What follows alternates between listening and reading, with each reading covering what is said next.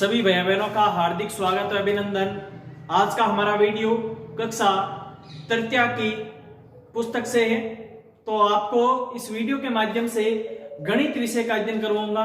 तो आज हम गणित में सीखेंगे आरोही क्रम व अवरोही क्रम क्या होता है। शायद तक आपने सुना होगा और नहीं सुनेगा तो इस वीडियो में जरूर चर्चा करेंगे। तो देखिए आज हम सीखेंगे आरोही क्रम और अवरोही क्रम। आरोही क्रम,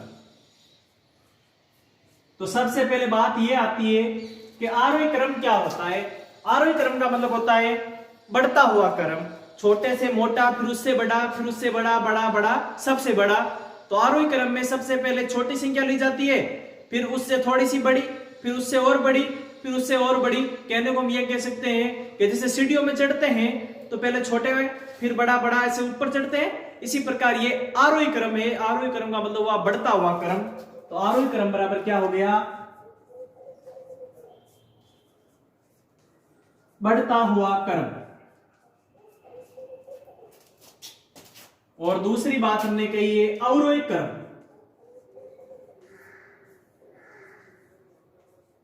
अवरोही क्रम आरोही क्रम का उल्टा होता है।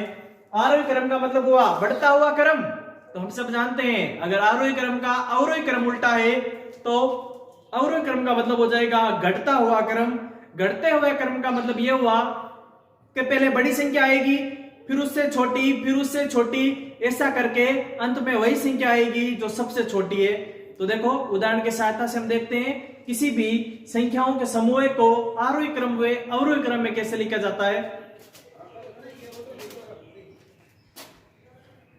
तो उदाहरण के तौर पर जैसे मैंने संख्या लिख दी 8, 16, 20, 4, 14, 28, 400, इन संख्याओं का आरोही क्रम लिखेंगे। इन संख्याओं का आरोही क्रम लिखेंगे। तो आरोही क्रम का मतलब सबसे पहले छोटी संख्या लिखनी है। यहां पर क्या लिखेंगे? सबसे पहले छोटी संख्या, फिर ऐसे करके सबसे बड़ी संख्या की ओर चलेंगे।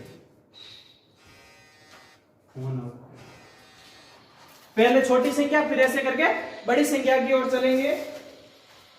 तो देखिए इन संख्याओं में आप पहचान करो सबसे छोटी संख्या कौन सी है। तो ये 8, 16, 20, 4, 14, 28, 400। तो अब देखिए इन संख्याओं के समूह को आरोही क्रम में लिखते हैं। तो आरोही क्रम का मतलब सबसे पहले छोटी संख्या आएगी, फिर इससे बड़ी, फिर बड़ी, ऐसा करके अंत में वही संख्या आएगी जो इन समूह में सबसे बड़ी है। तो यहाँ पर ध्यान दीजिए सबसे छोटी संख्या कौन सी है। तो पहले संख्याओं की पहचान, ये लिखा हुआ है 8, ये 16, 20, 4, 14, 28, 400।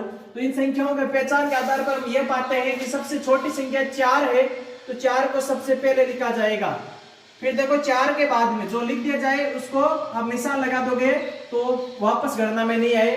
4 के बाद में देखो छोटी संख्या, या फिर ऐसा कहा जाए 4 से बड़ी संख्या कौन सी है।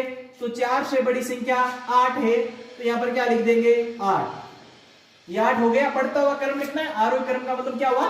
बढ़ता हुआ क्रम। तो 4 के बाद में 8 हो गया। अब देखो 8 के बाद में क्या है? तो 8 के बाद में 14। तो यहां पर क्या लिख देंगे? 14। 14 पे निशान लगा दिया। अब बाकी की संख्या बची 16, 20, 28, 400।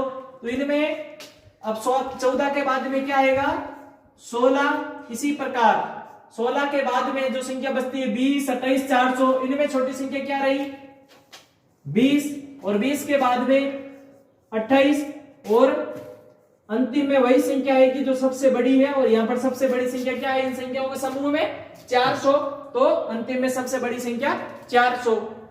तो 8, 16, 20, 4, 14, 28 और 400 का आरोही क्रम हो गया 4, 8, 14, 16, 20, 28, 400। इन संख्याओं में छोटी संख्या पहले, फिर ऐसे करके आगे बढ़ते जाएंगे। बढ़ते हुए क्रम में बड़ी बड़ी बड़ी, फिर सबसे बड़ी संख्या। अब देखो इसी उदाहरण को हम एक और उदाहरण लेते हैं। 2, 8, 6, 3, 16, 20, 15।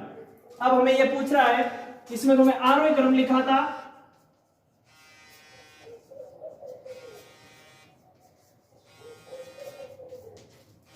इस उदाहरण में हमें अवरोही क्रम लिखना है।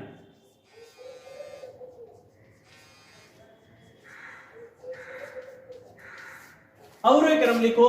तो ये देखिए, आरोही क्रम का मतलब हुआ बढ़ता हुआ क्रम, और अवरोही क्रम का मैंने पहले बताया कि आरोही क्रम का उल्टा होता है। कहने का मतलब ये हुआ कि इसमें घटता हुआ क्रम आएगा।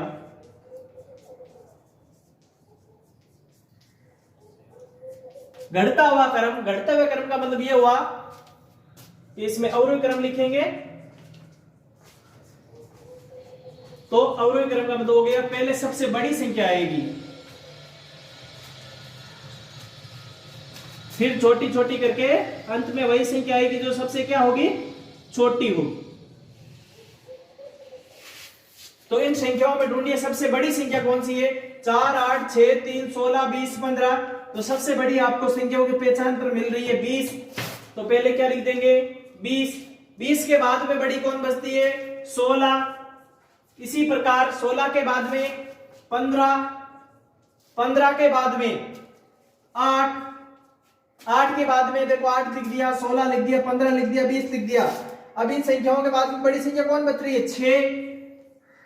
6 के बाद में 3, और 3 के बाद में 2।